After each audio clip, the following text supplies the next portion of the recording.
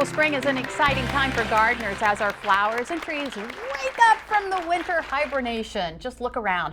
We're starting to see those beautiful blooms now, and here to help us maintain them is gardening expert Jenny Rosenkrantz with the University of Maryland Extension Office. As always, thanks for coming on the show today. My pleasure. I noticed that a lot of our bulb flowers are up. Our daffodils yes. and crocuses. Tulips. Yeah, tulips. Yes. Should we be doing anything to them? No, that's the beauty of them. Just let them be, let them grow, let them look absolutely spectacular, and they will look beautiful. The time when you need to do something is after the flowers are gone and all that foliage will stay green. A lot of people sometimes people like to braid them. Don't braid them. Some people like to put rubber bands around them. Don't. Just let them be.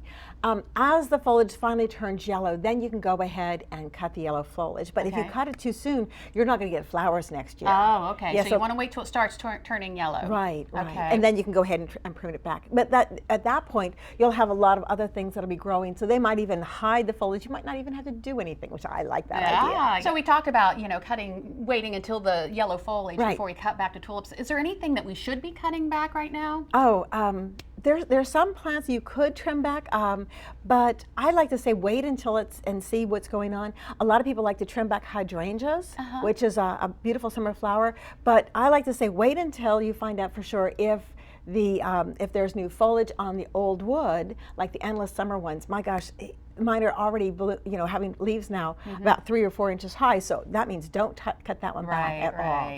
What about fertilizers? Should we be using any this time of year? Well, if you do have bulbs and your bulbs were very small this year compared to what they should have been, then I would add a little bit of fertilizer to your bulbs because it will shift down into the soil. And right now, as the tulips and the daffodils are blooming, they're actually growing and using a lot of the sunshine to make new flowers for next year. Okay. Yeah. So what about planting? What should we be planting now? That's the beauty. There are so many things to plant. That's what I love about it. Of course, pansies, you can still plant pansies.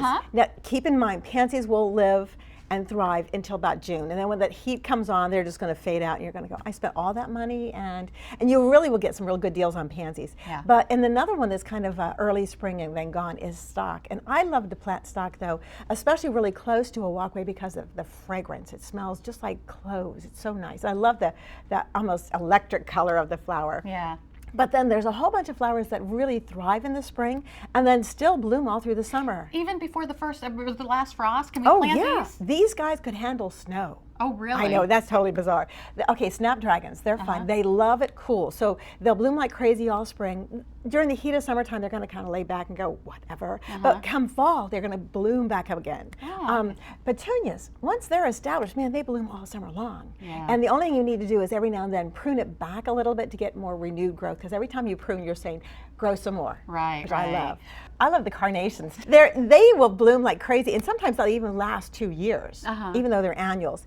And this is called Sweet Alyssum, and they're called Sweet Alyssum because they're so fragrant. Right. And again, beautiful spring colors. This one has got Easter egg colors. Okay, so what about trees and shrubs? Should we be planting those this time of year? Perfect time. Really? Perfect time. A lot of plants don't have a very fibrous root system, so you need to plant them in the springtime as opposed to the fall, and they will thrive, and those roots will get established. You do need to water them 2 times a week for sure. When the temperature is like in the 80s, once it gets in the 90s, you need to water them 3 times a week just to get those roots well established. Yeah. Okay, now is it too early to start thinking about vegetables? Not at all. Oh my goodness, plant your lettuce, plant your broccoli. Garlic and onions, if you like those, plant them now. Peas, you're almost too late for peas. You really, really are. But what they call the cool crops, the ones that like the cool temperatures, get them in the ground right now. All right, yes. Jenny, thank you so much. Oh, can't wait to get out there and do some gardening. And if you would like to learn more about spring gardening, go to delmarvalife.com and click on the show tab.